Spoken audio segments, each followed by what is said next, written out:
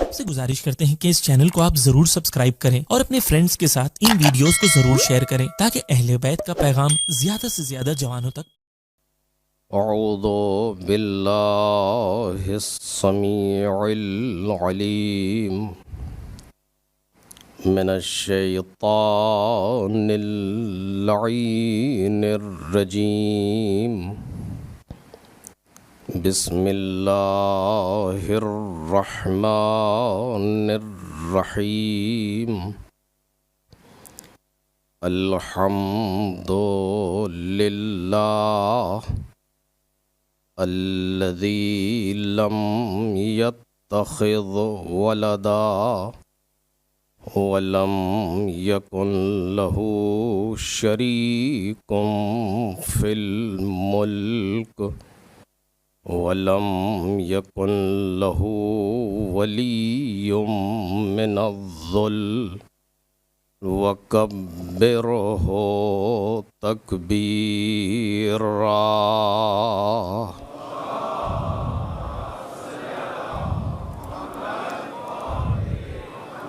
والصلاة والسلام والتحیۃ والإکرام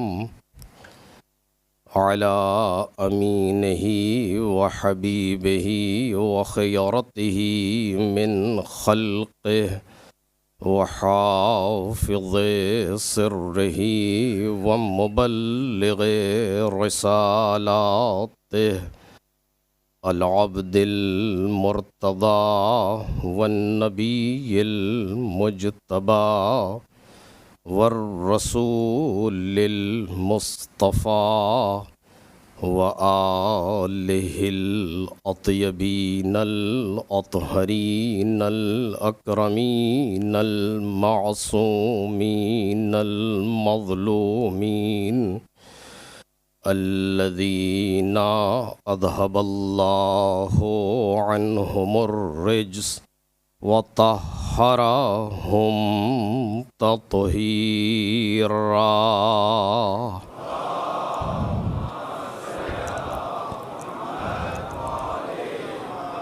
لا سیم ابن الزہراء بقیت اللہ وآیتہ الکبریٰ واللعنۃ الابدیۃ علی اعدائہم اجمعین. اما بعد فقد قال اللہ الکریم فی الذکر الحکیم.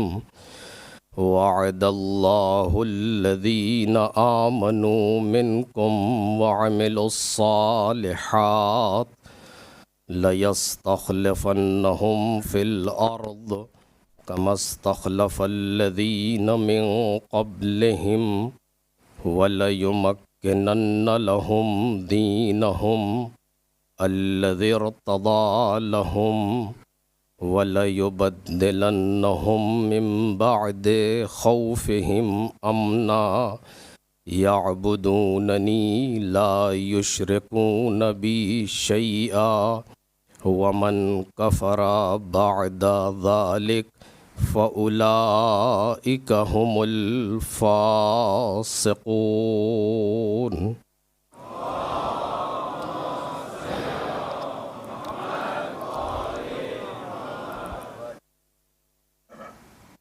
بزرگان محترم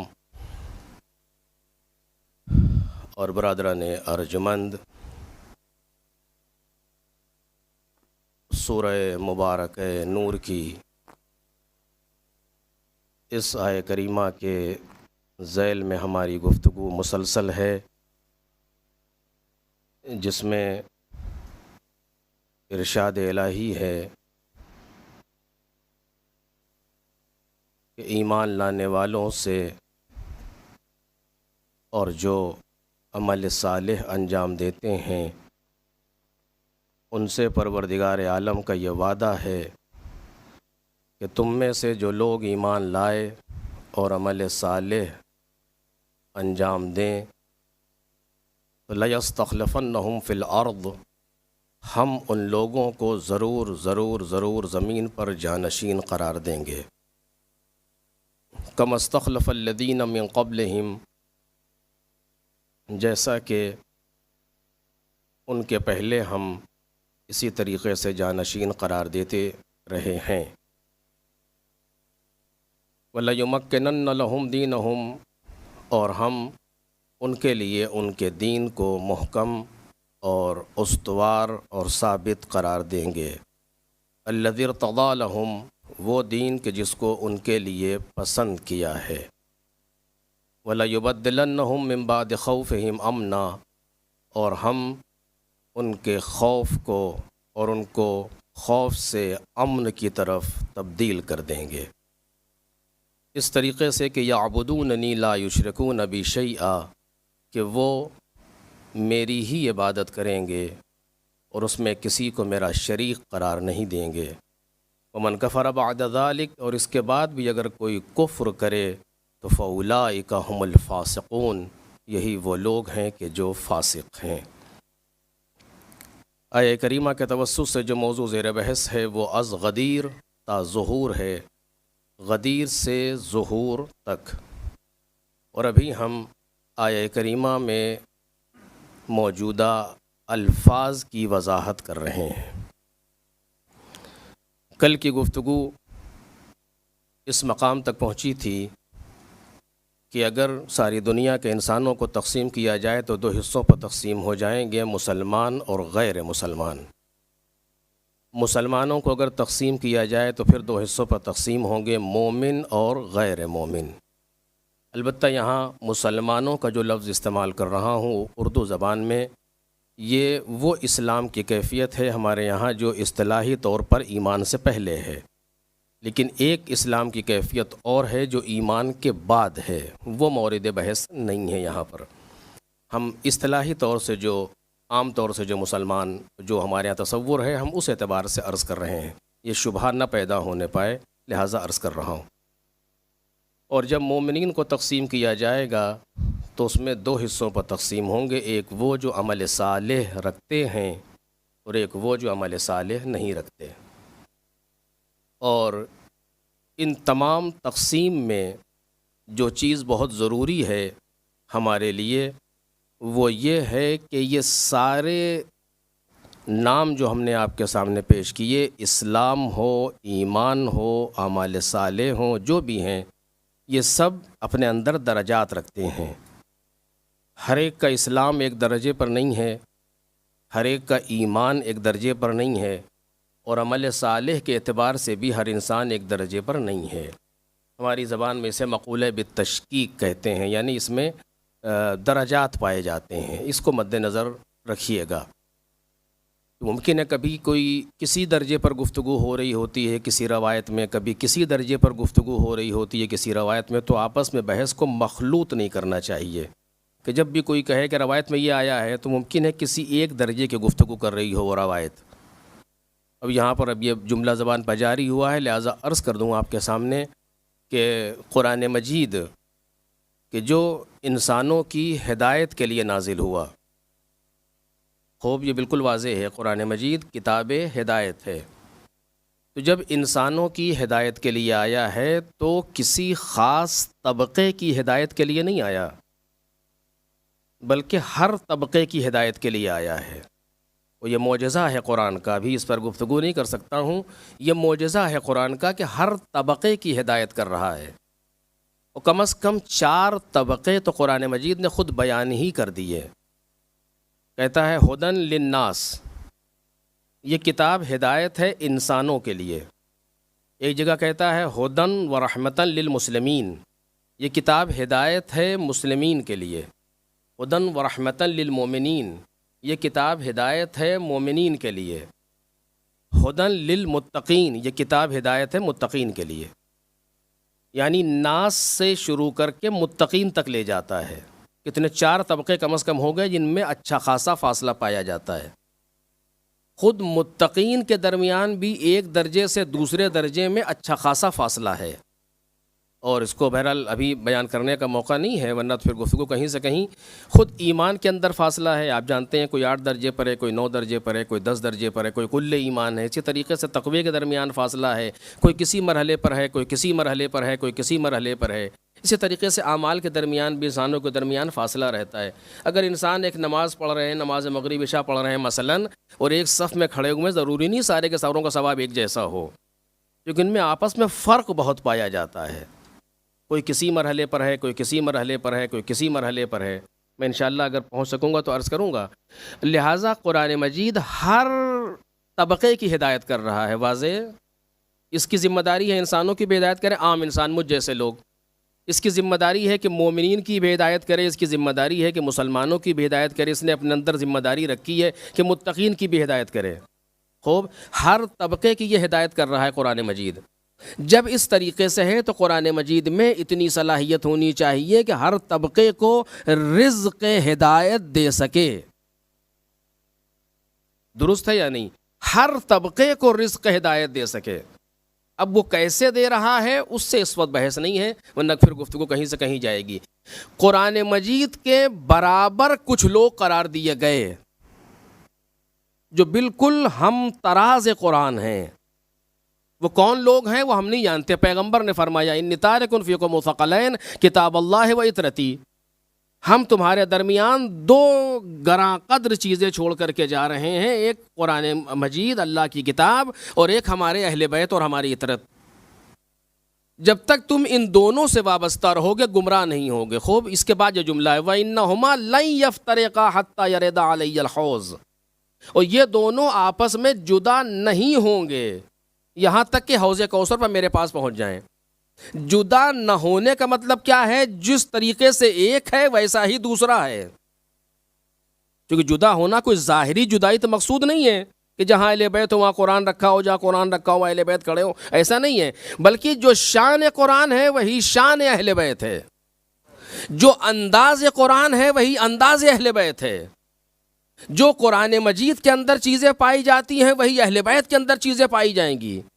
اگر قرآن مجید ایسا ہے کہ لا رطب ولا یابس الا فی کتاب مبین، کوئی خشک و تر ایسا نہیں ہے جو کتاب مبین میں نہ ہو، تو اہل بیت بھی کوئی ایسا ہی ہوگا کہ کل شیء احصیناہ فی امام مبین، ہم نے ہر شے کو امام مبین کے اندر جمع کر دیا۔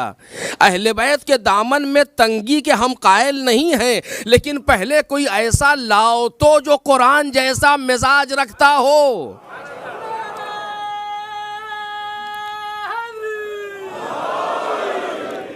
کوئی ایسا سامنے آئے تو جو ہم تراز قرآن ہو، جو قرآن کا ہم پلہ ہو، جس کی شان قرآن کی شان، جس کی آن قرآن کی آن، جس کا لہجہ قرآن کا لہجہ، جس کا انداز قرآن کا انداز۔ اگر کوئی اس طرح کا انسان ہو وہ اہل بیت میں شامل ہے، درست ہے، ہم مانتے ہیں کہ قرآن کا انداز ہے۔ تو جس طریقے سے قرآن، توجہ کی یہ بات مجھے کہنا تھی، جس طریقے سے قرآن ہر طبقے کی ہدایت کا ذمہ دار ہے، اسی طریقے سے اہل بیت علیہم السلام بھی ہر طبقے کی ہدایت کے ذمہ دار ہیں۔ ایک عام انسان کی بھی ہدایت کریں گے، ایک پڑھے لکھے انسان کی بھی ہدایت کریں گے، ایک انٹلیکچوئل کی بھی ہدایت کریں گے، ایک فوق العادہ شخصیت کی بھی ہدایت کریں گے، سب کی ہدایت کے ذمہ دار ہیں۔ اب یہ ذمہ داری ہدایت کی، جملوں پر غور کیجئے گا، یہ ذمہ داری ہدایت کی جو ظاہراً چل رہی تھی وہ 260 ہجری پر پہنچ کے رک گئی۔ اب وہ ہادی ہمارے سامنے نہیں ہے ظاہراً، یا یوں کہوں کہ ہم اس کے سامنے نہیں ہے ظاہراً، وہ تو موجود ہیں، وہ تو ہمیں دیکھ رہے ہیں، ہم انہیں نہیں دیکھ پا رہے۔ جتنی ہدایت کی ذمہ داریاں تھیں وہ سب 260 ہجری تک 11 اماموں نے پوری کر دیں۔ اب وہ چیزیں جو وہ چھوڑ گئے ہیں انہی سے ہدایت لینا ہے۔ تو ان کے اندر روایات میں وہ بھی روایتیں ہوں گی جو عام انسانوں سے گفتگو کر رہی ہوں، وہ بھی روایتیں ہوں گی جو مومنین سے گفتگو کر رہی ہوں، وہ بھی روایتیں ہوں گی جو متقین سے گفتگو کر رہی ہوں، وہ بھی روایتیں ہوں گی جو اعلیٰ درجے کے انسانوں سے گفتگو کر رہی ہوں۔ تو اس چیز کو مد نظر رکھنا چاہیے کہ معصوم کس طبقے کے لیے ہدایت کر رہے ہیں۔ ایک صلوات پڑھیں محمد اور آل محمد۔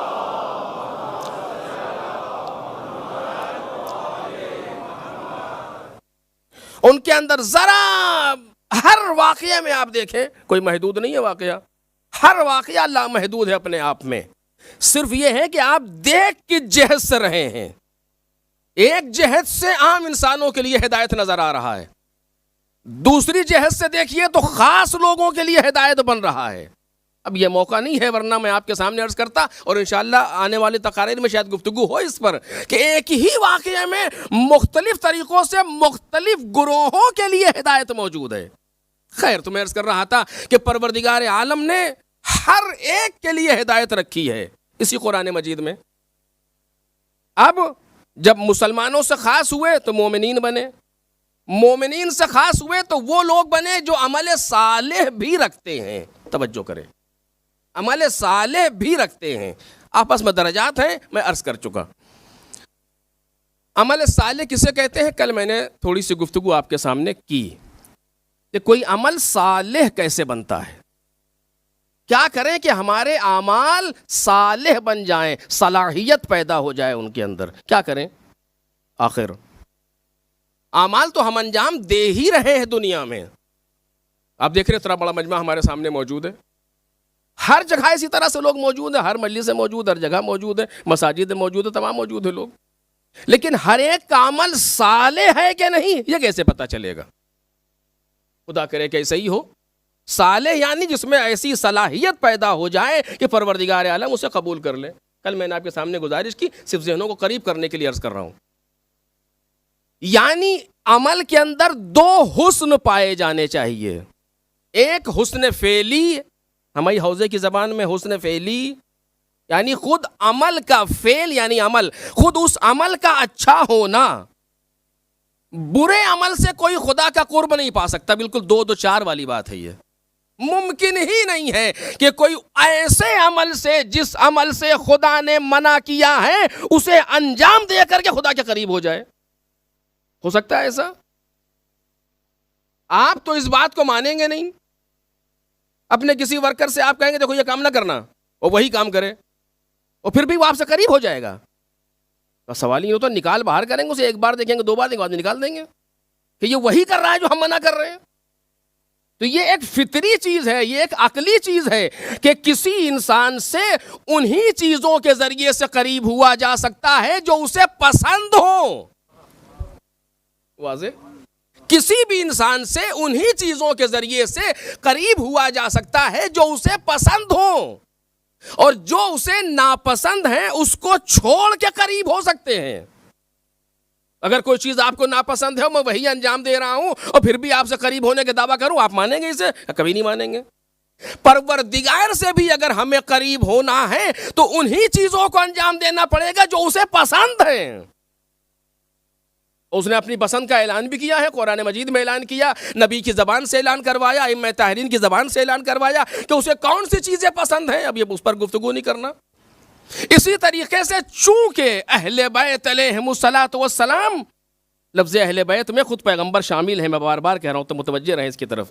اہل بیت علیہم الصلاۃ والسلام بھی چونکہ پروردگار کے نمائندے ہیں، لہذا ان کا مزاج بھی وہی ہے جو مشیت پروردگار۔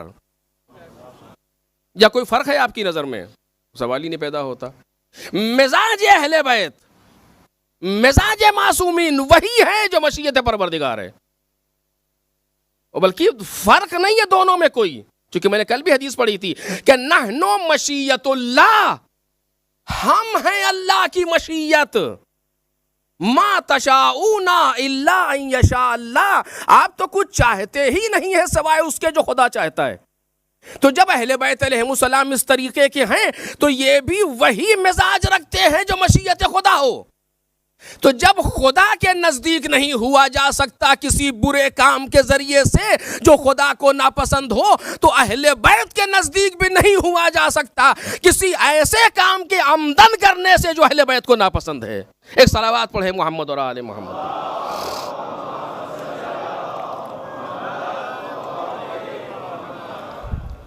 یہ بالکل واضح بات ہے، اس میں کوئی منطق اور فلسفے اور کسی دلیل و برہان کی ضرورت نہیں ہے کہ اہل بیت علیہم الصلاۃ والسلام سے، اہل بیت کی کوئی بھی فرد ہو، کوئی بھی فرد اہل بیت علیہم الصلاۃ والسلام کی ہو، اس سے ان چیزوں کے ذریعے سے قریب نہیں ہوا جا سکتا جو انہیں ناپسند ہیں. میں اپنی پسند کی بات نہیں کر رہا ہوں, آپ کی پسند کی بات نہیں کر رہا ہوں, اہل بیت کی پسند کی بات کر رہا ہوں. کیا پسند ہے اہل بیت کو؟ جتنا ہم ان کاموں کو انجام دیتے رہیں گے خود بخود اہل بیت سے قریب ہوتے رہیں گے. اب یہاں کچھ باتیں اور دقیق ہیں جسے میں عرض نہیں کر پاؤں گا آپ کے سامنے, اور اگر ہم ان باتوں کو چھوڑ رہے ہیں جو اہل بیت کو ناپسند ہیں تو خود بخود اہل بیت سے قریب ہوں گے. نہ نام کی قید ہے, نہ کسی اور چیز کی قید ہے, نہ مذہب و ملت کی قید ہے, کچھ نہیں. معیار صرف اہل بیت کی پسند ہے. اب یقین کریں میں پوری ذمہ داری سے بات کر رہا ہوں, صرف اہل بیت کی پسند معیار ہے پروردگار کے نزدیک. اور اگر ایسا نہ ہوتا تو اتنی روایات اور اتنی آیات اس سلسلے میں نہیں ہوتی. کیا کہا پیغمبر؟ دو چیزیں چھوڑنا, قرآن و اہل بیت. یہ کہا کہ اہل بیت جب یہ کہے تو کرنا, وہ کہے تو نہ کرنا. جی نہیں, جو اہل بیت کہیں. کتنا واضح اعلان ہو رہا ہے. جس طرح قرآن جو قرآن کہہ رہا ہے تمہیں ماننا پڑے گا, اسی طریقے سے جو اہل بیت کہہ رہے ہیں ماننا پڑے گا, تمہاری مرضی کے مطابق ہو یا مرضی کے خلاف ہو. ہم کو اپنی مرضی اہل بیت کے مرضی کے مطابق کرنا پڑے گی. نہیں کہ ہم کوشش کریں کہ ہم اس طریقے, نہیں, ایسا نہیں ہو سکتا, بلکہ ہم پابند ہیں کہ اہل بیت کی مرضی کے مطابق عمل کریں. خوب, جو چیزیں اہل بیت کو ناپسند ہیں وہ ہمیں چھوڑنی ہوگی. موضوع یہ نہیں ہے وہ نیکے کر کے عرض کرتا آپ کے سامنے جو انہوں نے خود بیان کی ہیں, اور وہ چیزیں جو اہل بیت میں ہیں اور تھیں اسے ہمیں انجام دینا پڑے گا. یہ اور بات ہے کہ ان کے اندر جس لیول پر پائی جاتی ہے, بار بار کہہ رہا ہوں کہ درجات پائے جاتے ہیں, اس درجے پر تو انبیاء نہیں پہنچ سکتے. ہماری آپ کی حیثیت کتنی ہے, لیکن ادھری چلنا پڑے گا اسی طرح جدھر اہل بیت جا رہے ہیں سلام اللہ علیہم اجمعین. ایک سال بعد پڑھے محمد اور آل محمد.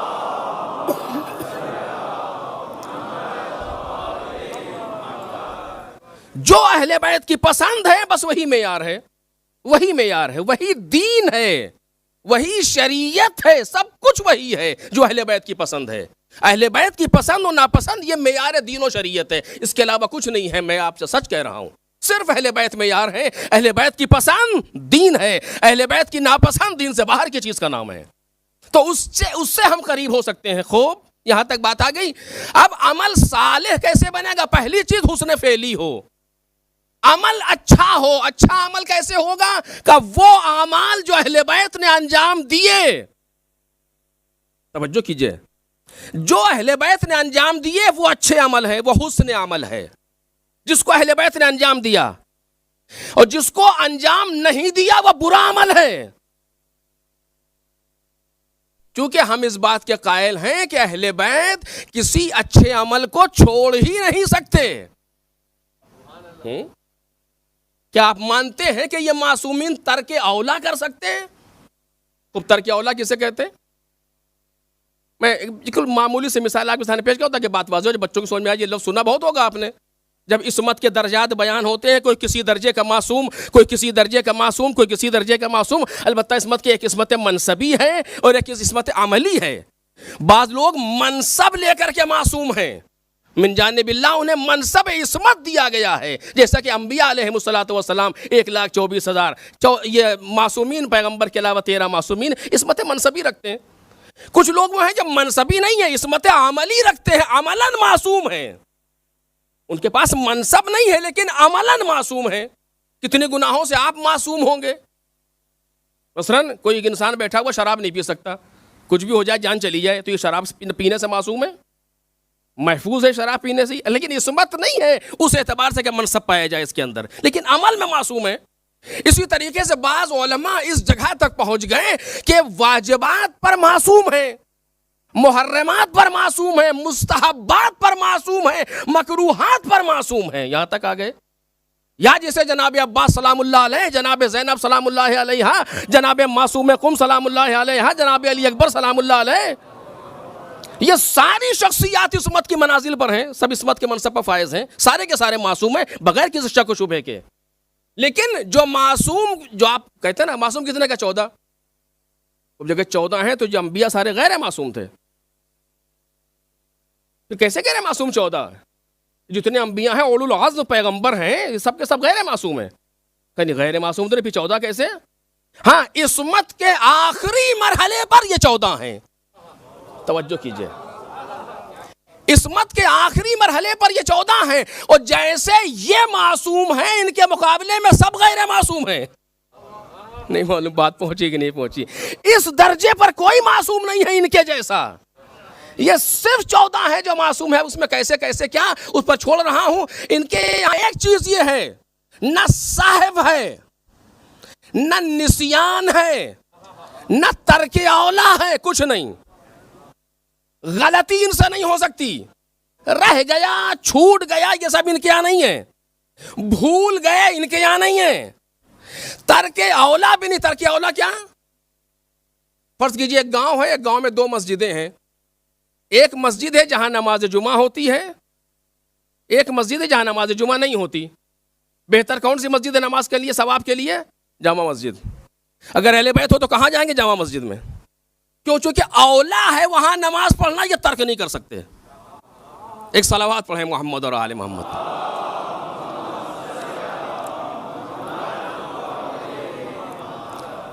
یہ ہے ترک اولا, کہ یہ ترک اولا نہیں کر سکتے. اور اگر کر رہے ہیں, اگر آپ کو کوئی اس طرح کی چیز نظر آئے تو اس میں کوئی اور مصلحت ہے جو ان کے فعل کو اولا بنا رہی ہے. توجہ کیجئے کہ جو یہ کام کر رہے ہیں ہمارا قانون معیار نہیں ہے, ان کا کام معیار ہے. اور اگر کوئی بات ایسی نظر آئے گی تو اس کا مطلب یہ ہے کوئی ایسی چیز تھی جس نے اسے اولا بنایا ہے, تبھی انہوں نے انجام دیا ہے. اس کو ڈھونڈنا پڑے گا, تاریخ میں سے واقعات موجود ہیں. تو یہ اس درجے پر معصوم ہیں کہ جہاں ترک اولا بھی نہیں کر سکتے یہ. اور جب اس درجے پر بات آ جائے تو کوئی بھی اچھا کام یہ چھوڑ ہی نہیں سکتے کہ ان کے سامنے چیز آئے اور اچھی ہو یا انجام نہ دے, سوال ہی نہیں پیدا ہوتا, وہ نہ ترک اولا ہے. تو جو یہ کر رہے ہیں وہی اچھا کام ہے, اور جو یہ چھوڑ رہے ہیں وہ برا کام ہے. توجہ کیجئے, ورنہ یہ چھوڑ نہیں سکتے اسے. برا بہی مانا کہ اس سے بہتر ہوگا جو انجام دے رہے ہیں. اب جتنے بھی صفات ان کے اندر پائے جاتے ہیں سب بہتر صفات ہیں. نماز یہ پڑھتے تھے, اگر پڑھتے تھے تو اچھا کام ہے. نعوذ باللہ نہیں پڑھتے تھے تو اچھا کام نہیں ہے. روزہ یہ رکھتے تھے تو اچھا کام ہے, نہیں رکھتے تھے تو اچھا کام نہیں ہے. حج یہ کرتے تھے تو اچھا کام ہے, نہیں کرتے تھے تو اچھا کام نہیں ہے. یہ مسجد جاتے تھے تو اچھا کام ہے, نہیں جاتے تھے تو اچھا کام نہیں ہے. جتنے بھی چیزیں ہیں آپ ایک ایک کر کے گنتے چلے جائیں, تنہائی میں بیٹھے اکیلے میں, کہ آل محمد یہ کرتے تھے یا نہیں کرتے تھے, ختم ہو گئی بات. دوسرا کہیں سے کوئی معیار لینے کی ضرورت ہی نہیں ہے. چونکہ ہماری قبر میں نہ کوئی پارٹی کا لیڈر آنے والا ہے, نہ کسی قوم کا مکھیا آنے والا ہے, نہ کوئی پرائم منسٹر آنے والا ہے. قوم میں وہی آئے گا جو پیغمبر کے بعد پہلی فرد ہے اہل بیت کی.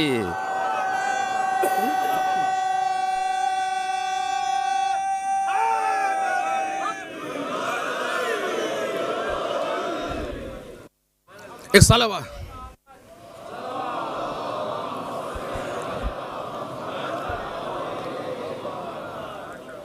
تو اچھا کام یعنی کیا جو اہل بیت نے انجام دیا, یہ تو بالکل بات واضح ہو گئی. میں اس طرح واضح چاہ رہا ہوں تاکہ بعد میں تکرار مجھے نہ کرنی پڑے بچوں کے سامنے. اچھا کام, اچھے کام کا معیار کیا ہے جو اہل بیت نے انجام دیا؟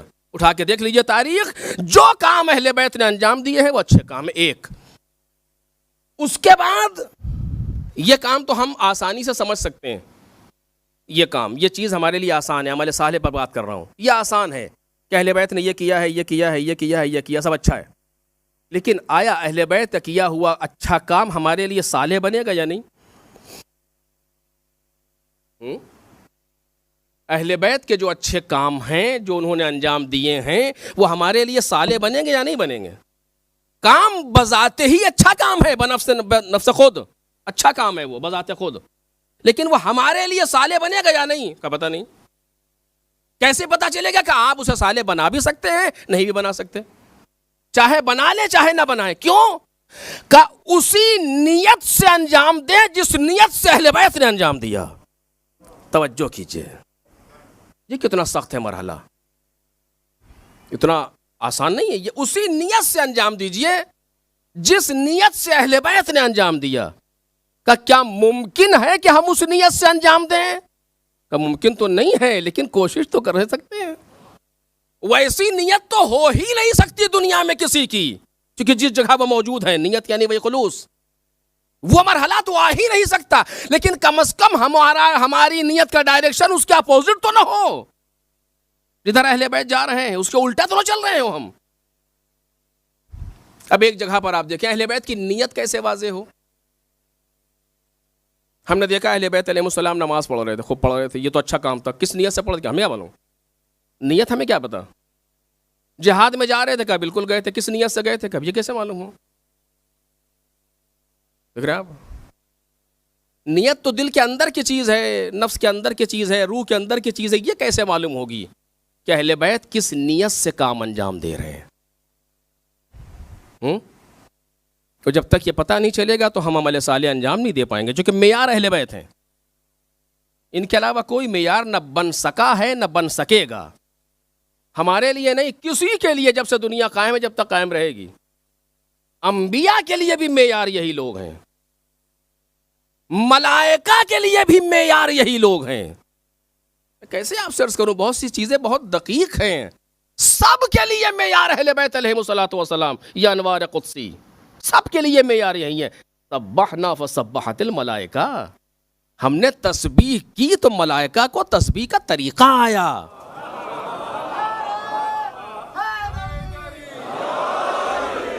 ملک کیا جانے جسٹ لائک کمپیوٹر کے کیا چیز ہے تسبیح. ہم نے تسبیح کی تو اس کو تسبیح کا طریقہ آیا. ہم نے تحلیل کی تو اسے تحلیل کا طریقہ آیا. مسائل ہے اس جگہ پر آ کر کے. انبیاء علیہ الصلوۃ والسلام ان کے ناموں سے دعا مانگ رہے ہیں. جناب آدم دیکھ رہے ہیں آپ، ان انوار قدسی کے ذریعے بہشت میں نور دیکھ رہے ہیں. کس کے نور ہیں؟ یہ کہ فلاں فلاں فلاں، وہاں سے طریقہ آ رہا ہے. بہرحال وہ مسائل اور دقیق ہیں. شاید میں نے پتہ نہیں پیچھے کبھی معرفت امام کے موضوع پر عرض کیا کہ نہیں کیا، مجھے یاد نہیں ہے. تو ایسے مسائل، لیکن ہم ان کی نیت کیسے سمجھیں؟ اور کبھی یہ خود تو بتائیں گے نہیں نیت کہ نیت کیا ہے. ایک آیت قرآن مجید میں جو مجھے نظر آئی اور آپ سب نے وہ آیت سنی ہے، اس سے بات واضح ہوگی.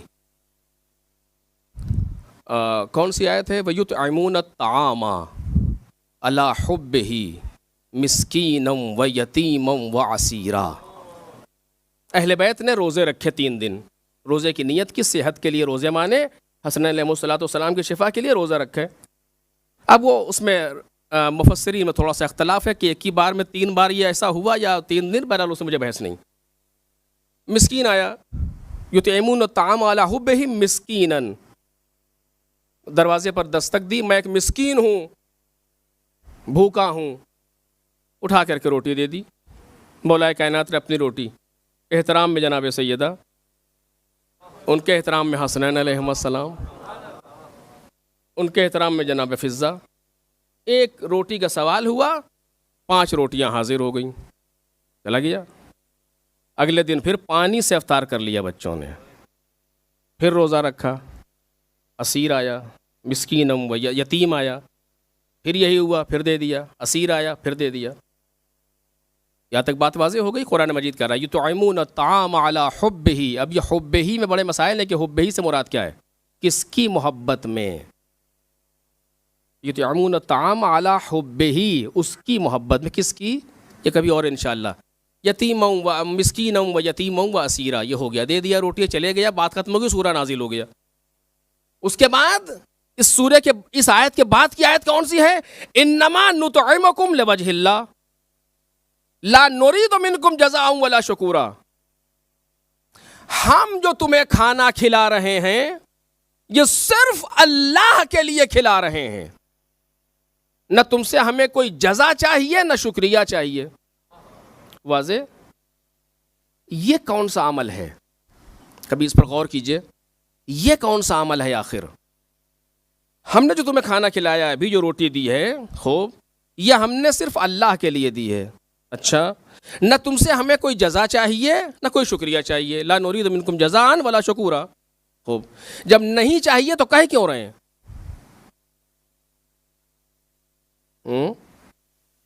سناٹا. جب آپ کو جزا نہیں چاہیے، جب آپ کو شکریہ نہیں چاہیے، اللہ کے لیے آپ نے کام کیا تو کہا کیوں آپ نے؟ اللہ تو جانتا ہے جس کے لیے کہ آپ کیوں کہہ رہے ہیں آخر یہ کام ہے نا. سوال یہ آپ مانیں گے اس سوال کو؟ وہ ہے میں آپ کے یہاں جاؤں، آپ نے میری دعوت دی، کھانا کھلا، بعد میں کہیے دیکھیے جو میں آپ کو کھانا کھلا رہا ہوں صرف میں اللہ کے لیے کھلا رہا ہوں، مجھے آپ سے نہ شکریہ چاہیے نہ آپ سے کوئی جزا چاہیے، تو بھائی کہا کیوں آپ نے؟ اللہ سے کہا ہوتا آپ نے کہ ہم نے اللہ تیرے لیے کھلایا، ہمیں ان سے کچھ نہیں چاہیے، ہم سے کیوں کہہ رہے ہیں؟ آخر ہم سے تو تب کہتے جب ہم سے کچھ چاہیے ہوتا، اور آپ کا یہ کہنا بتا رہا ہے کہ ہمیں کچھ دکھانا چاہتے ہیں کہ ہم بڑے اللہ والے ہیں، مثلا ایسے بھی ہوتے ہیں کچھ لوگ کہ ہم بڑے اللہ والے ہیں، مثلا ہمیں دکھانے کے لیے، ایک دوسرے کو دکھانے کے لیے اس طرح کا جملے لوگ کہتے ہیں، لیکن دوسروں کے جملے الگ موضوع ہے، لیکن یہ اہل بیت ہیں، اور اہل بیت کے اس چیز کی حکایت قرآن کر رہا ہے، عجیب ہے، اور قرآن ہمیشہ معجزہ بنا کر کے اسے پیش کرے گا۔ تو یہ کیا ہو رہا ہے؟ پھر سے آیت پڑھوں آپ کے سامنے، یطعمون الطعام علی حبہ مسکینا و یتیما و اسیرا، اس کی محبت میں، اب یا طعام کی محبت یا اطعام کی محبت یا اللہ کی محبت، اس سے بحث نہیں ہے، یہ تین مرجع ضمیر ہو سکتے ہیں، اس کی محبت میں ہم یتیم و اسیر و مسکین کو اطعام کر رہے ہیں، کھانا کھلا رہے ہیں، اور یہ جو ہم اطعام کر رہے ہیں یہ لوگ کھلاتے ہیں، اور یہ جو ہم اطعام کر رہے ہیں یہ صرف اللہ کی محبت میں کر رہے ہیں، ہمیں نہ تم سے کوئی جزا چاہیے نہ کوئی شکریہ چاہیے۔ انما نطعمکم، لفظ انما لگا ہے، توجہ کیجئے، انما یعنی بس، اس کے علاوہ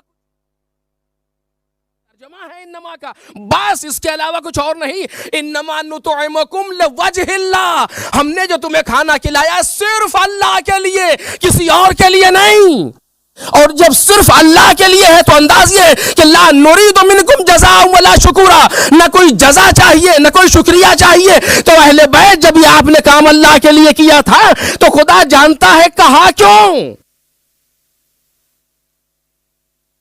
اب میں سمجھتا ہوں سوال پہنچ گیا ہوگا۔ اللہ رے قرآن مجید، اللہ رے قرآن کی بلاغت، اللہ رے قرآن کی فصاحت، کہ انسان اسی لیے کہتا ہے نا قرآن ہے یہ۔ کیا کہا؟ ذرا سا لہجے میں رک رہا ہوں تاکہ بات پہنچ جائے، لہجے پہ غور کریں، صیغے کو بدلا ہے قرآن نے۔ اب یہاں تھوڑا کہنا آسان ہے چونکہ عربی ماحول ہے۔ یطعمون الطعام علی حبہ، یطعمون یعنی کہ یطعمون کا معنی کیا ہے؟ وہ کھلاتے ہیں، وہ اطعام کرتے ہیں، غائب کا صیغہ 3%۔ دوسری آیت نے کہا انما نطعمکم، ہم تمہیں کھلاتے ہیں۔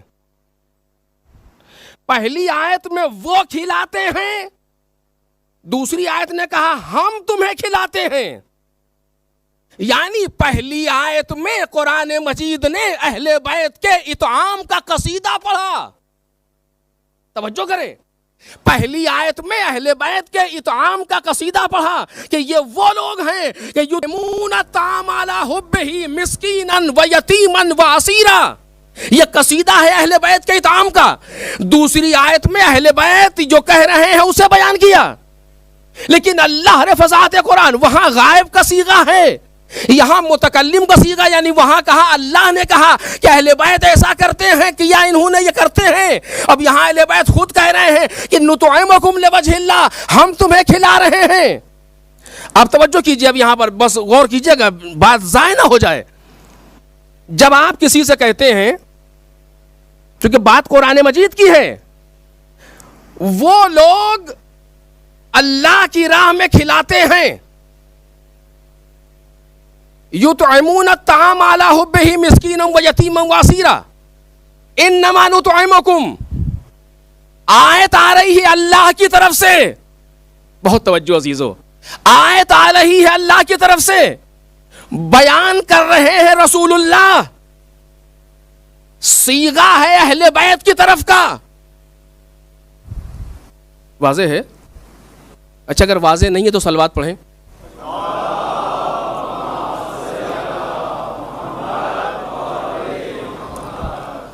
اگر واضح ہے تو صلوات پڑھیں۔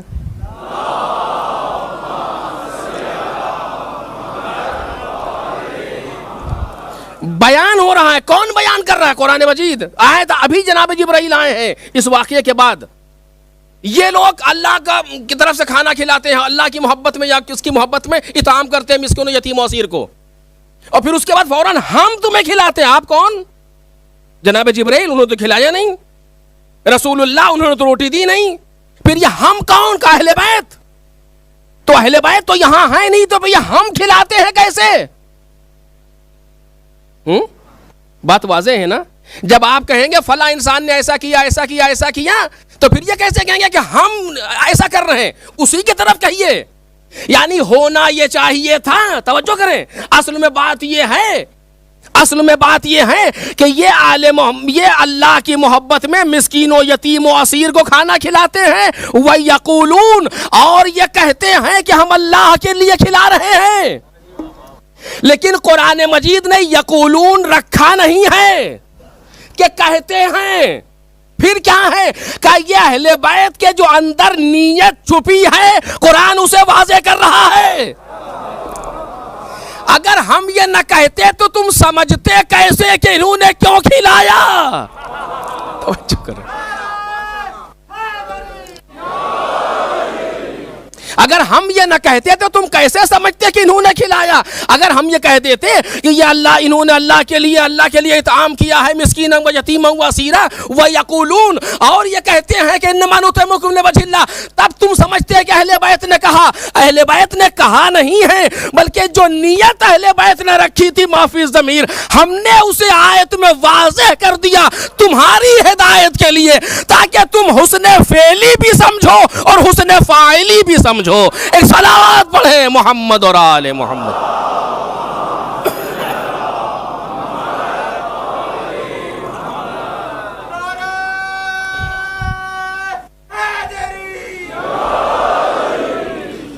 تاکہ تم حسن فعلی بھی سمجھ سکو اور حسن فاعلی بھی سمجھ سکو. جملہ اہل بیت نے کہا نہیں ہے. اگر کہا ہوتا تو ہوتا یقولون. وہ لوگ کہتے ہیں، جیسے قرآن نے پتہ نہیں کتنی مرتبہ کہا یقولون یقولون یقولون، کہ انہوں نے کہا. یہاں پر نہیں کہا انہوں نے کہا. پروردگار کیوں نہیں کہا انہوں نے کہا؟ کہ اگر کہتے تو ہم کہتے. کہ پھر یہ کیا چیز ہے کہ یہ اہل بیت کی جو نیت تھی میرے سامنے میں نے اسے واضح کیا تمہاری ہدایت کے لیے، تاکہ تم سمجھو تو کہ اگر مسکین و یتیم و اسیر کو کچھ کھانا کھلاؤ یا کسی کی مدد کرو تو صرف ہمارے لیے کرو، اس سے نہ جزا چاہو نہ شکریہ چاہو. اور یہ کہتے ہوئے نہ پھرو کہ ہم نے اس کے ساتھ اتنا کیا اس نے ایک شکریہ بھی ادا نہیں کیا. اگر تم نے یہ سوچ لیا تو یہ عمل اہل بیت کے عمل سے ہٹ گیا، ان کے راستے پر نہیں رہ گیا. ایک صلوات پڑھ دے محمد اور آل محمد.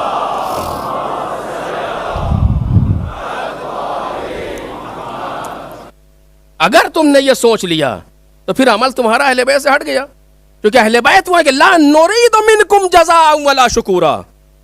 یہ اہل بیت کی نیت تھی جس لیے انہوں نے کیا تھا. قرآن مجید نے اس نیت کو واضح کر دیا. تو آپ نے پہچانا دونوں چیزیں، حسن فعلی بھی سامنے آ گئی اسی آیت میں اور حسن فاعلی بھی سامنے آ گیا. فعل اچھا یعنی اطعام کرنا کسی غریب کے لیے، فاعل اچھا ہونا یعنی کیا؟ انما نطعمکم لوجہ اللہ، صرف اللہ کے لیے کام کریں. اور پتہ کیسے چلے گا یہ کام اللہ کے لیے ہے کہ لیے نہیں ہے؟ کہ اللہ نرید منکم جزاء ولا شکورا. یہ اس کا معیار ہے کہ نہ کوئی جزا چاہیے ہو نہ کوئی شکریہ چاہیے ہو. بس میرے عزیزوں میں یہاں تک مجھے لانا تھا. نہ کوئی جزا چاہیے ہو نہ کوئی شکریہ چاہیے ہو. اگر اس طرح کا کوئی عمل انجام دیا جا رہا ہے تو عمل صالح ہے. عمل صالح کرنے والا کب اچھا ہوگا؟ کام بھی اچھا ہو، کرنے والا بھی اچھا ہو. کرنے والا کب اچھا ہوگا؟ جب اس کی نیت بھی اہل بیت کی نیت سے مطابقت کر رہی ہو. کام کب اچھا ہوگا؟ جب وہ کام بھی اہل بیت کے کام سے مطابقت کر رہا ہو. تو لا نرید منکم جزاء ولا شکورا. اب یہاں تک بات آئی، جملہ کہہ دوں آپ کے سامنے. پروردگار عالم نے اس آیت میں، اس سورے میں بہت سی نعمتوں کا ذکر کیا، بہت سی نعمتوں کا تذکرہ کیا. سورہ حلقہ ہے یہ. بہت سی نعمتوں کو ذکر کیا. جنت میں ایسا ہے ویسا ہے، یوں بیٹھے ہوں گے اور تکیہ لگائے ہوں گے، ان کے سامنے سے اس طریقے سے نعمات گزاری جا رہی، وہ ساری چیزیں. ایک نعمت کا تذکرہ نہیں کیا. وہ نعمت کیا ہے؟ آپ کو ہر جگہ جہاں جنت کی نعمتیں ملیں گی وہاں حور کا ذکر ضرور ملے گا، لیکن اس سورے میں ساری نعمتیں ہیں، حور کا تذکرہ نہیں ہے. مجھے نہیں معلوم کیوں کیا. علماء نے بیان کیا کہ شاید احترام سیدہ میں نہیں کیا. کیونکہ روٹیاں دینے والوں میں خود سیدہ شامل ہیں، تو احترام سیدہ، جہاں سیدہ موجود ہو وہاں حور کا تذکرہ کیسا؟ ایک صلوات پڑھیں محمد اور آل محمد۔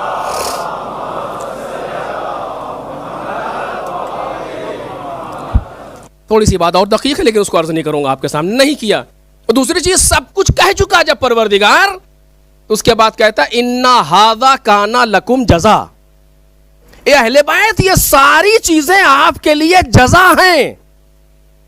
توجہ کریں، اسی سورہ کا جملہ ہے، اِنَّا هَذَا كَانَ لَكُمْ جَزَاءً، یہ سب آپ کے لیے جزا ہے۔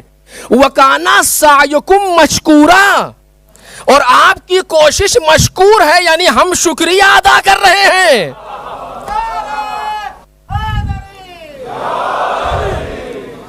ہم شکریہ ادا کر رہے ہیں۔ آپ نے پہچانا کہ جب فاعل اچھا ہو، جب نیت اچھی ہو، کیسے اچھی ہوگی؟ لوجہ اللہ، صرف اللہ کے لیے انجام دیا جائے، کوئی بھی عمل ہو۔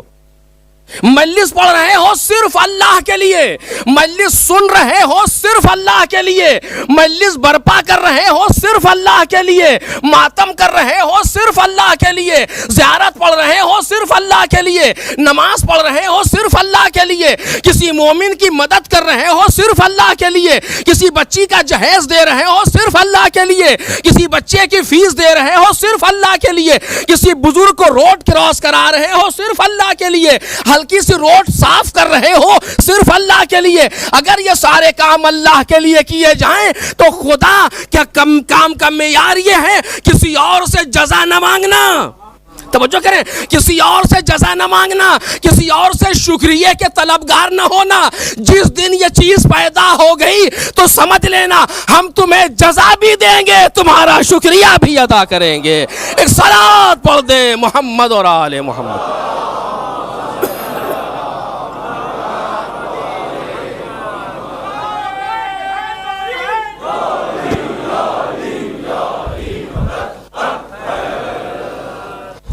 جس دن یہ چیز پیدا ہو گئی کہ اِنَّ هَذَا كَانَ لَكُمْ جَزَاءً وَكَانَ سَعْيُكُمْ مَشْكُورًا، تم اہل بیت کی نیت کیا تھی؟ إِنَّمَا نُطْعِمُكُمْ لِوَجْهِ اللَّهِ لَا نُرِيدُ مِنكُمْ جَزَاءً وَلَا شُكُورًا، ہم نے یہ کام صرف اللہ کے لیے کیا، 3 دن روزے پر روزہ صرف اللہ کے لیے رکھا ہے، ہم ان آنے والوں سے نہ کوئی جزا چاہتے ہیں نہ کوئی شکریہ چاہتے ہیں۔ پروردگار عالم نے آواز دی ہم تمہاری نیت کو بھی ظاہر کریں گے اور جزا کے لیے بھی کہیں گے۔ یہ ساری باتیں جو ہم نے بیان کی اہل بیت، یہ تمہاری جزا ہے اور ہم خود تمہارا شکریہ ادا کر رہے ہیں۔ ایک صلوات پڑھ دیں محمد اور آل محمد۔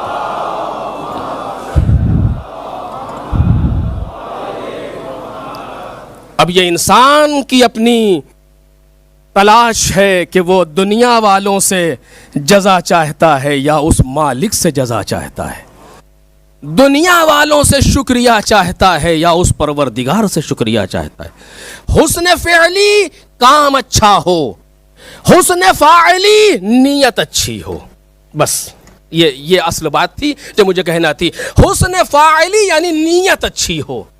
اچھا کام کب عمل صالح بنے گا؟ جب اچھی نیت سے انجام دیا جا رہا ہو، اچھی نیت لوجہ اللہ۔ اسی لیے پیغمبر اکرم حضرت محمد مصطفیٰ صلی اللہ علیہ وآلہ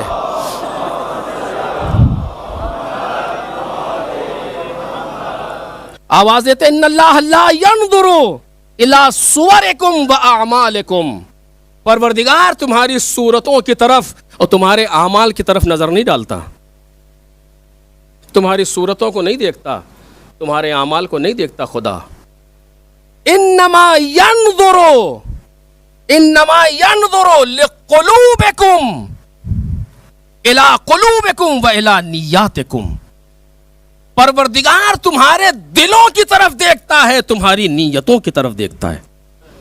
اور ایک جملہ اگر آپ متوجہ ہیں تو عرض کروں، کیسا خالص عمل قبول کرنے والا ہے وہ خدا۔ توجہ کریں میرے عزیزوں، کتنی دقیق یہ حدیث شریف ہے، کتنا خالص عمل قبول کرتا ہے وہ، کتنا خوددار۔ اب پتہ نہیں ایسی لفظ خدا کے لیے کہوں کہ نہ کہوں، کیسا ہے وہ مالک کہ جس کو سب دیکھتے ہیں وہ اسے نہیں دیکھتا۔ بھئی آپ دیکھیں، میں مجلس پڑھ رہا ہوں، آپ سب دیکھ رہے ہیں، تو جب آپ سب دیکھ رہے ہیں مجلس پڑھنے کا تو خدا اسی کو نہیں دیکھ رہا, اس کو تو دوسرے دیکھ رہے ہیں, اس سے ہم دیکھ کے کیا کریں؟ ہم تو وہ دیکھیں گے جو یہ کوئی نہیں دیکھ رہے. توجہ کریں, کیا عجیب منزل ہے. بل انما ينظر الى قلوبكم ونياتكم, وہ تمہارے دلوں کی طرف دیکھتا ہے, تمہاری نیتوں کی طرف دیکھتا ہے. مولا کائنات نے کیا کہا علیہ الصلوۃ والسلام؟ فرماتے الحذر الحذر ان اللہ لقد ستر حتی کانہ قد غفر. یا فرماتے ہیں کہ خبردار, ہوشیار رہو, فإن الشاہد هو الحاکم, جو آج دیکھ رہا ہے کل وہی حکم کرنے والا ہے. عجیب ہے. آپ کو کیا معلوم کہ ہم کس نیت سے پڑھ رہے ہیں, یا ہمیں کیا معلوم آپ کس نیت سے سن رہے ہیں, یا کس نیت سے مجلس برپا کرنے والے برپا کر رہے ہیں. لیکن خدا ہم تینوں کی نیت کو جانتا ہے, وہ ہم سب کی نیت کو جانتا ہے. اور جب خدا جانتا ہے تو رسول اللہ بھی جانتے ہیں, امام حسین بھی جانتے ہیں, امام زمان سلام اللہ علیہ بھی جانتے ہیں, سب کے سب جانتے ہیں.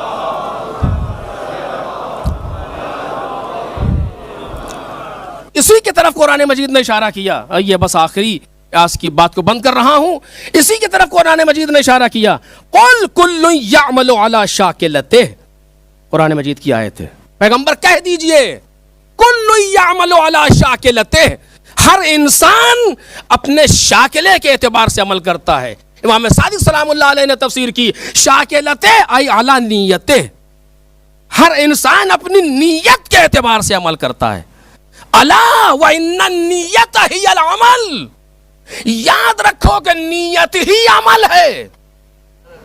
عمل کی کوئی حیثیت نہیں ہے خدا کے نزدیک. تم نے 1 کروڑ دیا کہ 10 روپے دیا, فرق نہیں پڑتا. کس نیت سے دیے یہ بتاؤ, کس نیت سے تم نے خرچ کیا یہ بتاؤ. کس نیت, تم نے 1 گھر کو پالا کہ 10 گھر کو پالا, ہم سے بحث نہیں ہے. کس نیت سے پالا یہ بتاؤ. دیکھ رہے ہیں آپ کتنا اہم مرحلہ ہے. اور اسی نیت پر, بس یہاں سے میں رکوں گا تھوڑی دیر, اسی نیت پر انسان کی پوری شخصیت کا دار و مدار ہے. توجہ کیجئے گا, بس بات تمام کر رہا ہوں. اسی نیت پر پوری شخصیت کا دار و مدار ہے انسان کی. کوئی بھی ہو, میں ہوں, آپ ہوں, کوئی پڑھا لکھا انسان ہو, کوئی آیت اللہ العظمیٰ ہو, فرق نہیں پڑتا. اسی نیت پر دار و مدار ہے ساری چیزوں کا. پوری شخصیت جو انسان کی بنتی ہے اسی نیت سے بنتی ہے. اسی نیت سے انسان کی حیثیت بنتی ہے خدا کے نزدیک, امام کے نزدیک, رسول اللہ کے نزدیک. قرآن مجید نے کہا نا قل اعملوا فسیر اللہ عملکم ورسولہ والمؤمنون, تم عمل کرو, اللہ تمہارے عمل کو دیکھ رہا ہے اور اس کا رسول دیکھ رہا ہے اور مومنین دیکھ رہے ہیں. تو کیا دیکھ رہا ہے؟ اسی عمل کے عمل جوانحی کو دیکھ رہا ہے کہ تم کس نیت سے انجام دے رہے ہو. میرے عزیزو, ہماری ایک شخصیت وہ ہے جو دنیا میں بنتی ہے دوسروں کے سامنے, اور دوسری شخصیت وہ ہے جو دنیا میں بنتی ہے خدا اور رسول کے سامنے. جس طریقے سے ہم, بس اب یہ آخری جملے ہیں, جس طریقے سے ہم اپنی دنیاوی شخصیت کو بنانے کے لیے محنت بھی کرتے ہیں, پرہیز بھی کرتے ہیں کچھ چیزوں سے, ہوتا ہے کہ نہیں ہوتا؟ یا ایسا کام نہ کرنا, خدا نہ کرتا تمہاری شخصیت خراب ہو جائے گی. لوگ کہتے ہیں ایک دوسرے سے, باپ سمجھاتا ہے بیٹے کو یہ نہ کرنا, نہ تمہاری سماج میں تم بدنام ہو جاؤ گے. شخصیت بنانے کے لیے کام کرتے, حکم بھی یہی ہے. اسی طریقے سے ایک شخصیت ہم اپنی بناتے ہیں امام کے سامنے, رسول اللہ کے سامنے اور خدا کے سامنے. وہ کیسے بنتی ہے؟ وہ اسی نیت سے بنتی ہے. جتنا نیت میں خلوص پیدا ہوتا جاتا ہے اتنا انسان اللہ کے نزدیک باعزت بنتا جاتا ہے. ایک چھوٹا سا بھی کام کرتا ہے تو وہ کام بہت بڑا ہو جاتا ہے خدا کے نزدیک, کیونکہ خدا اسے قبول کرتا ہے. بس میں نے بات کو تمام کر دیا. قل اعملوا فسیر اللہ عملکم وعد اللہ الذین آمنوا, سے یاد رکھیے گا, اسی جگہ سے کل بات شروع ہوگی. وعد اللہ الذین آمنوا منکم وعملوا الصالحات, جو وعدہ کیا ہے پروردگار عالم نے, جو 3 وعدے کے بعد ایک آ رہے ہیں, کل انشاءاللہ عرض کروں گا کل سے, کہ وہ ان لوگوں سے وعدہ کیا ہے. مسلمانوں میں خاص کیا مومنین کو, مومنین میں خاص کیا صالحین کو, جو عمل صالح رکھتے ہیں, اور ان سے پروردگار عالم نے وعدہ کیا ہے. کہ جو یہ عمل رکھتے ہیں اپنے اندر، اس کیفیت کو رکھتے ہیں، ان سے خدا کا وعدہ ہے کہ انہیں زمین پر جانشین بنا کے رہے گا۔ توجہ کیجئے، انشاءاللہ اس پر کل گفتگو کروں گا۔ ہمیں چاہیے کہ ہم اپنی اس شخصیت کی حفاظت کریں۔ میرے عزیزو، بڑا آسان ہے نیت کی حفاظت کرنا، صرف ہمیں توجہ ہونی چاہیے۔ کسی کو دکھانے سے کیا فائدہ؟ دنیا کے لوگ اچھا خاصا کام کرتا ہے، برباد کر دیا دوسرے کو دکھا کر کے۔ اور صرف ارادہ ہے، کہنے سننے کی بات نہیں ہے، صرف ارادہ ہے، نیت ہے۔ بس آخری حدیث آپ کے سامنے پڑھوں، بات تمام ہو جائے۔ ایک عمل ہوتا ہے عمل جوارحی، اور ایک عمل ہوتا ہے عمل جوانحی۔ جوارحی یعنی ظاہری اعضاء کا عمل، جوانحی یعنی دل کا، روح کا عمل۔ وہ کیا ہے؟ وہ یہی نیت ہے۔ جوارحی یعنی یہی نماز و روزہ، کچھ بھی آپ کریں صبح سے شام تک جو کر رہے ہیں وہ دکھ رہا ہے۔ جوانحی یعنی وہی عمل کہ جو اندر انجام دیا جا رہا ہے۔ یہ دونوں عمل ہمیں انجام دینے ہیں، اور یہ شخصیت جو بن رہی ہے جوانحی نیت کی وجہ سے، اسے کوئی اور نہیں دیکھ سکتا، یہ صرف پروردگار عالم دیکھتا ہے۔ اسی لیے حدیث نے کہا کہ سنو، مومن کا دل اللہ کا حرم ہے، قلب المؤمن حرم اللہ، فلا تسکن فی حرم اللہ غیر اللہ، اللہ کے حرم میں کسی اور کو داخل نہ ہونے دینا۔ یعنی جو بھی کام کرنا ہے تمہیں دنیا کے لیے انجام دو، لیکن دل کسی طرف مائل نہ ہونے پائے، روح تمہاری کسی طرف مائل نہ ہونے پائے، روح صرف پروردگار کے لیے ہے۔ یہ آسان ہے اعمال اگر ہم تھوڑا سا متوجہ ہو جائیں، کیونکہ دنیا کی اتنی چیزوں میں گھرے ہوئے ہیں کہ احساس نہیں ہوتا، لیکن اگر ذرا سا متوجہ ہو جائیں تو انسان خود بخود محسوس کرتا ہے۔ کوئی سن نہ لے، کوئی دیکھ نہ لے، کوئی یہ نہ کر لے، اس سے کیا بحث ہے؟ کوئی سن بھی رہا ہے، کوئی دیکھ بھی رہا ہے، کوئی سن رہا ہے، جتنی باتیں کہہ رہے ہیں کوئی سن رہا ہے، مومن کے خلاف پلان کر رہے ہیں کوئی سن رہا ہے، وہ نہ سنے لیکن وہ تو سن رہا ہے، جس کو فیصلہ کرنا ہے وہ تو سن رہا ہے، جس کو فیصلہ کرنا ہے وہ تو دیکھ رہا ہے۔ کم از کم اگر اس پر ذرا سی توجہ ہو جائے تو انسان کی شخصیت نکھر کے سامنے آتی ہے، اور پھر اپنے وقت کا ایک چمکتا ہوا ستارہ بنتا ہے انسان۔ ورنہ آپ دیکھیے یہ جو کربلا میں آئے تھے کیا تھا؟ بہت زیادہ بہادر تھے سارے کے سارے؟ نہیں، امام حسین کوئی جنگ اس طرح کرنے نہیں آئے تھے، یہاں تک اتنے بوڑھے لوگ آئے ہیں، اتنے بوڑھے لوگ ہیں کہ کمر جن کی جھکی ہوئی ہے۔ جب میدان کے لیے چلا ہے امام حسین سے اجازت لے کر، امام حسین رونے لگے، کہتے اے شیخ خدا تم پر رحمت رکھ رہے کہ اس نے اپنی کمر کو باندھا اور تب سیدھا کھڑا ہو سکا، پلکیں جھکی ہوئی تھی، بھویں رومال سے باندھی ایسے کر کے، اور پھر جنگ کے لیے جا رہا ہے۔ کیا چیز اتنی قوی تھی ان کے پاس؟ وہی نیت، وہی ارادہ، صرف اور صرف اللہ جن کی نظر میں رہ گیا، صرف اور صرف حسین جن کی نظر میں ہے۔ حسین اس حیثیت سے کہ نمائندہ پروردگار ہے۔ بس آج محرم کی پہلی تھی، عجیب ہے، محرم کا چاند نمودار ہو چکا، ایک دن ماہ محرم کا گزر گیا، اور ہم صرف ایک ہی مجلس کر پاتے ہیں 24 گھنٹے میں۔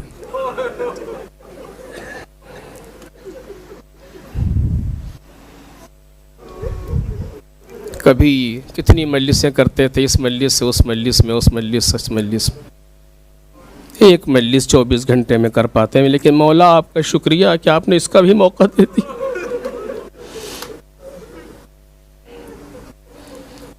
آپ نے اس ایک مجلس کا بھی موقع دے دیا، آقا شکریہ، کیونکہ ہمارے اعمال تو اس قابل نہیں ہے مولا کہ ہم آپ کے فرش عزا پر آ کے بیٹھ سکیں، حتیٰ ہم اس قابل نہیں ہیں۔ یہ صرف آپ کا لطف ہے، یہ آپ کا کرم ہے آقا، کہ جو آپ اپنے لطف و کرم سے یہاں تک پہنچا دیتے ہیں۔ واقعاً اگر ہم سوچیں تو یہ بہت بڑی چیز ہے، بہت بڑی چیز ہے۔ کتنے لوگ ان مجلسوں میں آنے کی تمنا کرتے ہیں، اس دنیا سے جانے کے بعد مرزا شیرازی نے جناب حبیب ابن مظاہر کو خواب میں دیکھا. کہا حبیب کیا مقام ہے آپ کا. امام حسین نے آپ کو بلایا, جناب زینب نے آپ کو سلام کہلایا, امام سجاد نے آپ کو الگ دفن کیا. جنت میں کیا درجہ ہوگا آپ کا؟ کیا آپ دنیا میں کسی کام کے لیے آنا چاہتے ہیں؟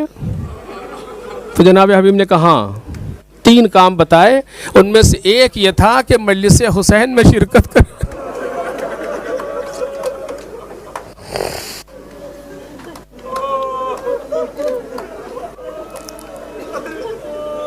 مجلس حسین میں شرکت کریں. چھٹے امام نے پوچھا کہ ہم نے سنا ہے کہ تم لوگ آپس میں مل کے بیٹھتے ہو اور ہمارا ذکر کرتے ہو. اتجلسون و تحدثون. کہا مولا یہ درست ہے, ہم لوگ بیٹھتے ہیں سب لوگ, کچھ لوگ آپس میں بیٹھ کر کے اور آپ کا تذکرہ کرتے ہیں, آپ کے جد کا, آپ کے اجداد کا, آپ کا. تو کہتے ہیں میں ایسی مجلسوں کو دوست رکھتا ہوں. انی احب تلک المجالس. کیوں آئے ہیں آپ, کیا ہے؟ لیکن کوئی ہے جو کھینچ کے لاتا ہے. بس میرے عزیزو یہی وہ مکتب ہے, یہی وہ مدرسہ ہے, یہی وہ کالج ہے, یہی وہ یونیورسٹی ہے, یہی وہ دانشگاہ ہے جہاں سے سب حسین ہمیں عطا کرتے ہیں, سب میرا مولا ہمیں دیتا ہے. چونکہ حسین ابن علی ایسے ایسے نمونے لے کر کے آئے تھے کہ جس طریقے سے آپ چاہیں, جس کو چاہیں اپنے لیے آئیڈیل قرار دیں, اپنے لیے نمونہ قرار دیں. آج ان میں سے ایک نمونہ, ایک ایسا انسان کہ جو مولا سے دور ہونے کے بعد بھی مولا کے معیار پر کھرا اترا. آج اس کی مجلس ہے. کربلا کے سلسلے کا پہلا شہید کون؟ جن کی تاریخ فضیلت سے اگر ساری چیزیں مٹا دی جائیں اور صرف مولا کا یہ ایک فقرہ لکھ دیا جائے تو کافی ہے. انی باعث الیکم ثقتی من اہل بیتی. میں تمہارے طرف بھیج رہا ہوں اپنے خانوادے کی ایک بھروسے مند فرد کو. اخی وابن عمی وثقتی من اہل بیتی. میں اپنے بھائی کو بھیج رہا ہوں, اپنے چچا کے بیٹے کو بھیج رہا ہوں, اور اپنے اہل بیت میں ایک بھروسے مند فرد کو بھیج رہا ہوں. عجیب ہے, ثقۃ الحسین بننا کتنا مشکل ہوگا, لیکن یہ لقب لے لیا مسلم ابن عقیل.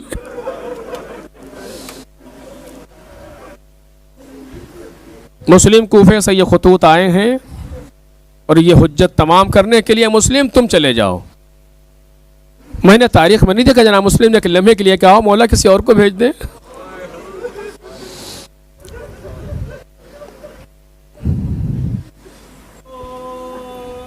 دو منٹ کے لیے ایک جملہ سن لیں, بہت سخت ہے جو بات عرض کر رہا ہوں, توجہ کیجئے گا. بہت سخت ہے, توفیقات ائمہ کی طرف سے یوں ہی نہیں عطا ہوتی. ایک شخص تھا, وہ لوگوں کے کام کرتا تھا, کسی نے کچھ کام کر دیا, کسی نے کچھ کام کر دیا, کسی نے کچھ کہا, منع نہیں کرتا تھا, کام کرتا تھا. لوگ بہت اس کے پاس آتے تھے, یہ کام کر دیجئے, وہ کام کر دیجئے, کسی کوئی کام پھنسا ہوا ہے, کسی کے لیے کچھ کہنا ہے, کہیں فون کرنا ہے, کہیں سائن کرنا ہے, وہ کرتے رہتے تھے. ایک دن 2 بجے تقریباً ظہر کا وقت تھا, سو رہے تھے, کسی نے دق الباب کیا, آ کر کے سوئے تھے کہیں سے, کسی نے بیل بجائی, اوپر گھر تھا, اتر رہے تھے. اترتے وقت سوچ رہے تھے کہ ابھی کوئی زندگی ہوئی, نہ دن نہ دوپہر نہ شام نہ صبح نہ دن نہ رات, کیا عجیب حال ہو گیا ہمارا. یہ کہتے ہوئے سوچتے ہوئے اتر رہے تھے, آئے, دروازہ کھولا, مسکرا کر کے ملے, کوئی بدتمیزی نہیں کی اس شخص سے, مسکرا کر کے ملے, اس کے کام کو سنا, دیکھا, جو کر سکتے تھے کیا, پھر واپس جا کر کے سو گئے. اس کے بعد کیا ہوا سنیں گے آپ. جیسے ہی سوئے تو خواب میں حضرت حجت کو دیکھا اور انہوں نے کہا اے شیخ کیا تمہیں برا لگ رہا ہے لوگ تمہارے پاس آ رہے ہیں؟ سن سکیے گا. کہ سنو اگر تمہیں برا لگ رہا ہو تو ہم کسی اور کے پاس بھیجنا شروع کر دیں. دیکھ رہے ہیں آپ کتنا سخت ہے توفیق دافات لینا اہل بیت. اگر تمہیں کھل رہا ہو کہ لوگ تمہارے پاس آ رہے ہیں کام کے لیے تو ہم کسی اور کے پاس بھیجنا شروع کر دیں. یعنی انسان یہ نہ سمجھے کہ ہم نہ ہوتے تو یہ نہ ہوتا. کہ اگر تمہیں کھل رہا ہو تو ہم کسی اور کے پاس بھیجیں. حالت خراب ہوگی کہ یہ کیا کہہ دیا مولا نے. جناب مسلم نے عقیل کو جب امام حسین سلام اللہ علیہ نے بھیجا ہے تو اس کا مطلب یہ ہے مسلم کے دل پر کوئی چیز ایسی نہیں آئی. ورنہ حسین ابن علی کسی اور کو بھیج دیتے. مسلم چلے جا کوفے. جناب مسلم نے خط لیا, سیدھے کوفے کے لیے روانہ ہوئے. آئے لوگوں نے جناب مسلم کے ہاتھ پر امام حسین کی بیعت کرنا شروع کی. کافی لوگوں نے بیعت کر لی. جناب مسلم نے خط لکھ دیا, مولا یہ صورتحال, اتنے لوگ بیعت کر چکے. خط بھیج دیا. اس کے بعد کوفے والوں نے جاسوسی کی ابن زیاد سے, یزید سے, کہ اگر کچھ دن مسلم نے عقیل کوفے میں اور رہ گئے تو کوفہ تیرے ہاتھ سے نکل جائے گا.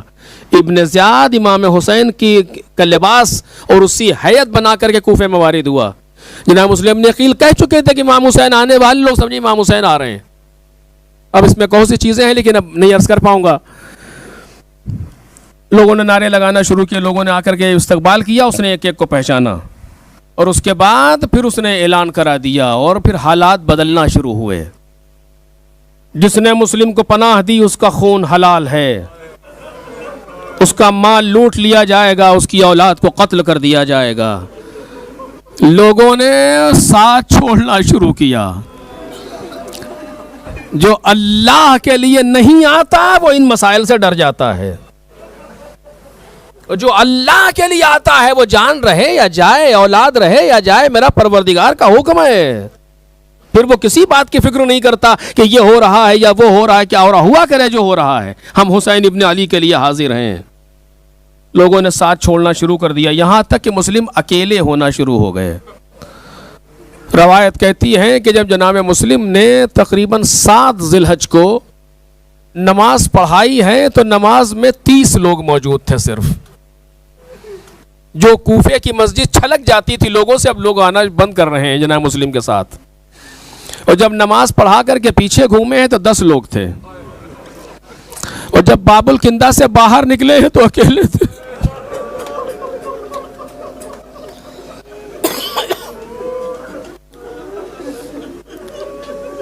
سارے گھر جناب مسلم کے لیے بند ہو گئے, کیونکہ جو جناب مسلم کے خالص لوگ تھے وہ یا گرفتار کر لیے گئے یا ان پر پہرا لگا دیا گیا. سب دروازے بند ہو گئے جناب مسلم کے لیے.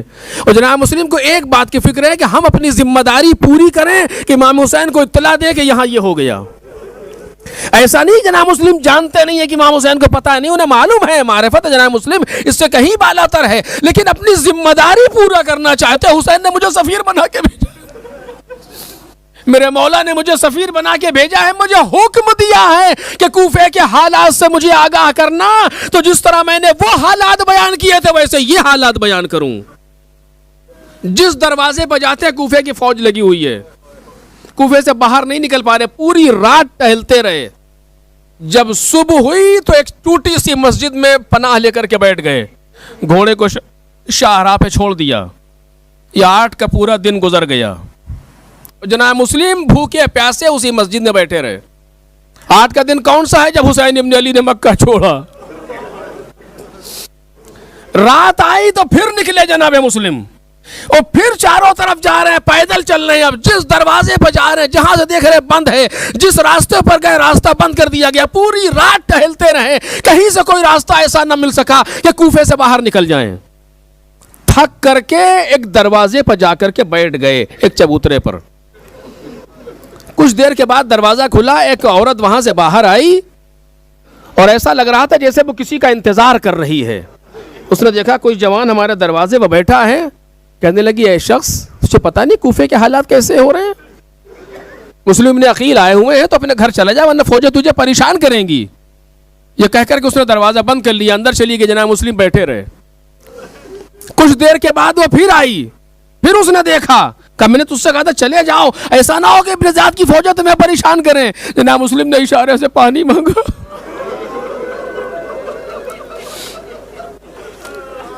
مجلس تمام ہو رہی ہے عزیزوں.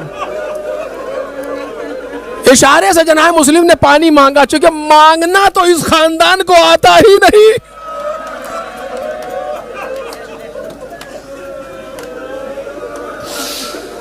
یہ خاندان ہمیشہ عطا کرنے والوں کا خاندان ہے, اسے مانگنا کہاں آتا ہے. وہ شخص گئی گھر میں جا کر کے پانی لے کر کے آئی ایک کاسے، آپ جناب مسلم نے پانی پیا اور بیٹھ گئے.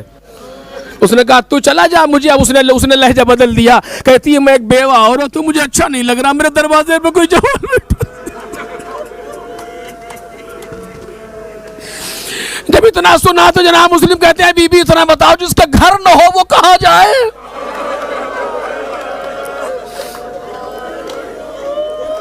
کہا تم کون ہو؟ کہا میں غریب الوطن ہے. تو وطن کہاں ہے؟ کہا مدینہ. لفظ مدینہ کا نام سنا تو گھبرا گئی. کہا مدینے میں کس محلے سے ہو؟ کہا محلے بنی ہاشم.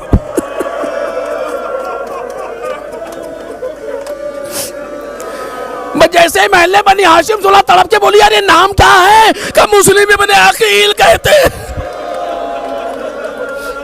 اپنے ہاتھوں کو جوڑا، مولا مجھے معاف کر دیجئے، مجھے پتا نہیں تھا کہ آپ آئیے گھر حاضر ہے. اندر لے گئی، کھانے پانی کا انتظام کیا. جناب مسلم نے کھانا نہیں کھایا، صرف پانی پیا، مصلی پر آئے، رات بھر عبادت میں گزری. یہ حسین ابن علی کا نمائندہ تھا، آقا کے مزاج کو پہچانتا تھا.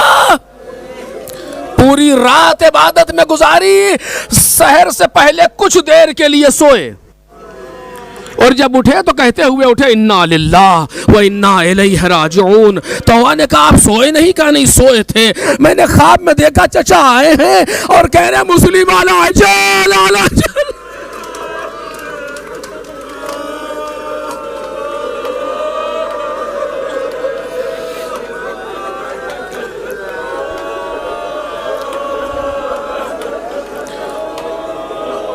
اب یہ مجھے بشارت ہے کہ میرا وقت قریب آ گیا. وضو کیا، فریضہ صبح کے لیے آمادہ ہوئے. تووا کا بیٹا کہ جو محمد ابن اشعث کے بیٹے کا دوست تھا، اس نے جا کر کے بتا دیا کہ میرے گھر مسلم ابن عقیل موجود ہے. محمد ابن اشعث نے ابن اشعث نے بتایا ابن زیاد سے، اور گھر کو گھیر لیا گیا. ابھی نماز صبح سے ٹھیک سے فارغ نہ ہونے پائے تھے کہ چاروں طرف سے گھوڑوں کی ہنہنانے کی آواز، ٹاپوں کی آواز، اسلحوں کی آواز آنے لگی. جلدی سے اٹھے، بسم اللہ و باللہ و فی سبیل اللہ، جلدی جلدی اسلحہ پہننا شروع کیا. کبھی ذرا پہنی، کبھی ڈھال اٹھائی، کبھی تلوار لی. تو انہوں نے کہا خیریت تو ہے؟ کیا ہوا؟ کہ سن نہیں رہی ہو؟ فوجیں چاروں طرف آ گئی، اور مجھ سے یہ برداشت نہیں ہوگا کہ میری وجہ سے دشمن تیرے گھر میں آ جائے. ہائے مسلم، تووا کے گھر کی بے حرمتی برداشت.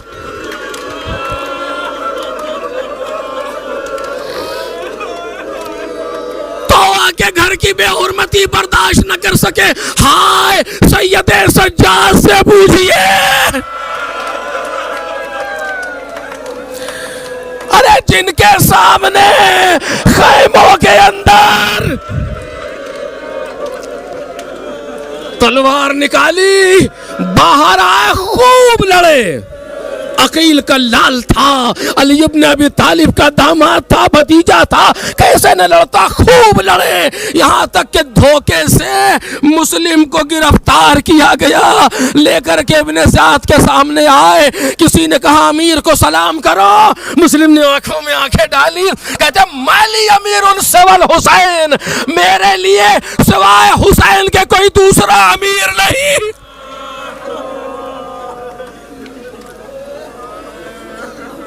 بدو جملے عزیزو مجلس اپنے آخری مرحلے پر، کوئی امیر نہیں ہے سوائے حسین ابن علی کے.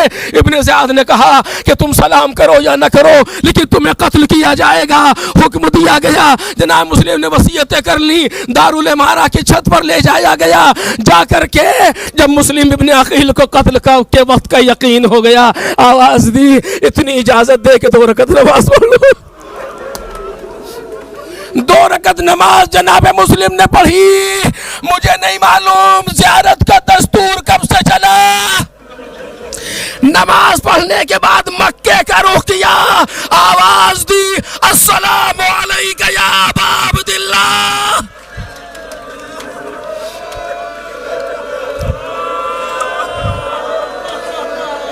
ہواؤں کی دوش پر مسلم کا سلام چلا. حسین ابن علی کے کانوں سے ٹکرایا، وعلیکم السلام یا اخی. لاشے کو نیچے پھینک دیا گیا، سر قلم کر کے لاش کو نیچے پھینک دیا گیا۔ حسین ابن علی کربلا کی طرف چل رہے ہیں، ایک جگہ پر دیکھا کہ سامنے سے ایک گھوڑ سوار آ رہا ہے۔ امام حسین نے غور سے دیکھا کہ شاید یہ کوفے سے آ رہا ہو، اس نے مولا کو دیکھا تو راستہ بدل دیا۔ امام کے ساتھ چلنے والے دو صحابیوں نے دیکھ لیا کہ مولا شاید کچھ پوچھنا چاہتے تھے، اس کا پیچھا کیا کہ کہاں سے آ رہے ہو؟ کہ ہم کوفے سے آ رہے ہیں۔ کس قبیلے کے ہو؟ کہا قبیلے بنی اسد کے۔ کہ ہم بھی اسدی ہیں۔ ایسا لگ رہا تھا مولا تم سے کچھ پوچھنا چاہ رہے تھے، کہ اسی لیے تو میں نے راستہ بدل دیا۔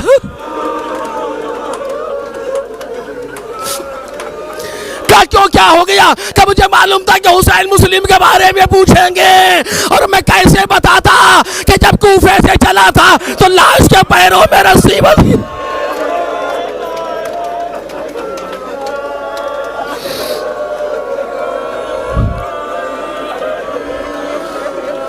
جنازے کے پیروں میں رسی بندھی تھی، لوگ گلی کوچے میں گھسیٹتے ہوئے پھر رہے تھے۔